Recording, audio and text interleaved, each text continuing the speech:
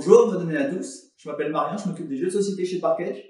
Et qui dit nouvelle année dit nouveauté. Et chez Parkage, on a décidé que la nouveauté, c'était qu'on allait vous présenter l'ensemble des nouveautés, des choses qui arrivent chez nous. On va appeler ça l'hebdo des arrivages. C'est le numéro 1. Vous allez avoir tout un tas de nouveautés qu'on va vous présenter. Et c'est parti. Et voilà Crime Zoom de chez Aurora. Celui-là, c'est le second épisode de Crime Zoom. Le principe de Crime Zone, c'est une sorte d'escape game où on va étaler un certain nombre de cartes sur la table. Ces cartes forment une scène, au départ la scène de crime, qu'on va pouvoir aller investiguer. Le principe étant que si je vais investiguer dans tel endroit où je repérais qu'il y avait une lettre, je retourne la carte et puis je découvre davantage de choses, peut-être sur la lettre ou sur le mégot de cigarette qui traîne dans un coin ou sur plein de choses qui peuvent arriver. On peut même avoir accès à un nouvel endroit avec de nouvelles cartes qui forment une nouvelle image. Et ça peut jouer tout seul, ça peut jouer jusqu'à 6. Ça dépend si vous aimez bien communiquer pendant l'enquête. Et celui-ci se passe en 1929 dans un manoir. Et clairement, c'est un hommage à Agatha Christie. Alors, Kamisado de chez Our. Kamisado est un jeu d'affrontement à 2 joueurs, d'affrontement assez indirect, c'est-à-dire que l'objectif est de traverser le plateau. Sauf que quand je déplace ma tour sur une case de couleur, c'est la couleur de la tour qui pourra bouger à nouveau chez l'adversaire. Et donc il y a un côté assez subtil de j'avance le plus vite possible, mais en même temps je ne donne pas trop à mon adversaire la possibilité de bouger les tours qui l'intéressent. Voilà, ça se joue à 2 sur 20 minutes.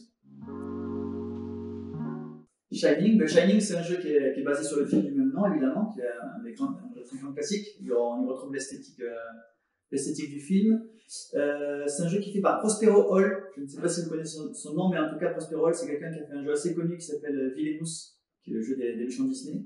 C'est pas son premier film adapté, Prospero Hall. Il a aussi fait Les Dents de la Mer, il a aussi fait Maman, j'ai raté l'avion. Et là, voilà Shining, qui est effectivement un jeu plutôt d'horreur dans le nom du film, et donc un jeu coopératif où les joueurs doivent survivre dans cet hôtel. Presque coopératif, parce qu'en réalité, parmi les joueurs, il y a un traître, et évidemment, les autres joueurs doivent lui survivre.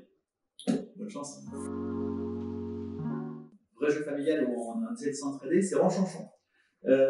Ronchonchon, on peut retrouver un peu l'ambiance d'un autre film, vice versa, puisque chaque joueur va essayer de gérer les émotions dans une colocation. Il y a un des colocataires qui a un problème, et toute la colocation va essayer de résoudre son problème.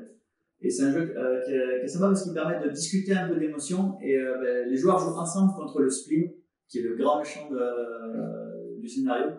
Et voilà, le principe c'est que ça se joue de 2 à 6 à partir de 6 ans, et des parties assez courtes qui font entre 20 minutes et une demi-heure.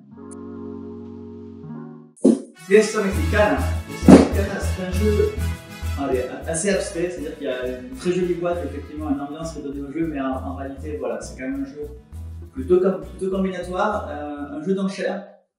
On va devoir placer des chiffres sur ces cases, et en même temps qu'on place ces chiffres, on va pouvoir retourner pour savoir quel autre endroit on va pouvoir libérer. C'est un jeu qui se joue de 2 à 4 joueurs sur une demi-heure, et effectivement l'ambiance de la boîte est quand même super sympa. Maintenant, je vais vous parler de Talisman. Talisman, c'est un vieux jeu des années 80, de 83, qui voit sa 4e édition. Mais sa 4e édition, elle est déjà sortie il y a déjà quelques temps. Alors pourquoi je vous en parle? Et bien parce qu'il y a de nouvelles extensions qui arrivent. Talisman, c'est un dungeon crawler où en fait on va vivre tout un tas d'aventures. Et effectivement, avec le temps qui passe, il y a de nouvelles histoires qui apparaissent. Et donc vous pouvez aller faire la marche du froid, la faucheuse, avec des nouvelles aventures et des nouveaux personnages. Alors c'est pas exactement une nouveauté parce que c'est une réédition. C'est Race for the Galaxy. Race for the Galaxy, c'est un jeu qui est sorti en 2007, qui a rapporté tout un tas de prix quand il est sorti et qui était plus disponible. Heureusement, les gens de Matago nous l'ont ressorti dans une nouvelle édition un peu augmentée avec quelques nouveaux mondes de départ et quelques cartes un peu corrigées. Le principe de Race for the Galaxy, c'est un jeu de cartes où on va construire un empire galactique et où il y a 5 phases disponibles par tour, sauf qu'elles ne seront pas toutes jouées. En fait, ce sont les joueurs eux-mêmes qui vont choisir chacun une des phases qui sera jouée. Et du coup, il va falloir choisir les phases qui vous arrangent vous sans trop avantager l'adversaire. Mais l'adversaire va quand même jouer les phases que vous avez choisies. Et par ailleurs, ce qui est super, c'est que c'est un jeu simultané. C'est-à-dire que tous les joueurs jouent en même temps toutes les phases, ce qui permet de ne pas avoir de temps de réflexion entre les joueurs. Et ça, c'est quand même chouette. Race for the Galaxy. Une petite histoire de Papy Marion pour les très anciens qui connaissent Puerto Rico.